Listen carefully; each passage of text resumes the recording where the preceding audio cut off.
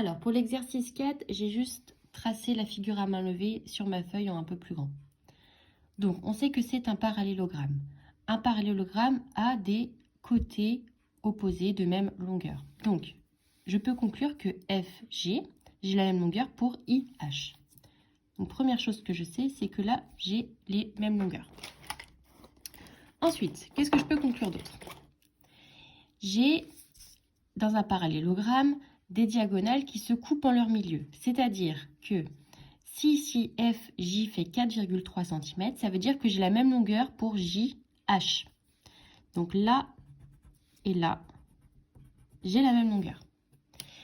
Si j'ai ces diagonales-là qui se coupent en leur milieu, j'ai aussi l'autre diagonale qui fait ici, donc la diagonale IG. Elle est coupée par le point J en son milieu. Donc ça veut dire que là, j'ai 3 cm. Et là, j'ai 3 cm aussi. Donc, je ne vais pas tracer, parce que là, je ne vais pas pouvoir avec une seule main le faire. Par contre, les indications que je peux vous donner pour le tracer, vous, en vraie grandeur. Vous allez déjà tracer le triangle que je vais colorier en rose ici. Donc, c'est le triangle FGJ.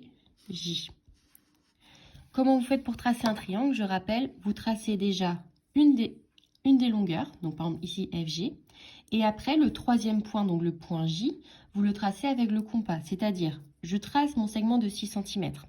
Je prends avec mon compas 3 cm, donc sur ma règle, je reporte ma longueur, je prends avec mon compas un écartement de 4,3 cm avec ma règle, je pique sur le point F et je trace. Là où mes deux arcs de cercle se coupent, c'est mon point J.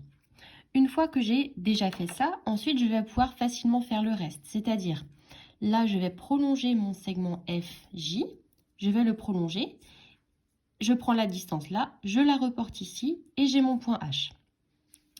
Ensuite, je trace, donc j'ai déjà mon JG, je prolonge ici mon segment JG et je prends pareil mes 3 cm parce que mes diagonales se coupent en leur milieu. Donc, vous aurez vos 3 points ici. Vous aurez tracé le point H par rapport à la symétrie de F par rapport au point J. Vous aurez tracé le symétrique du point G par rapport à J, ça vous donne ce point-là. Et pour tracer le parallélogramme, vous n'avez plus qu'à relier les points ensemble.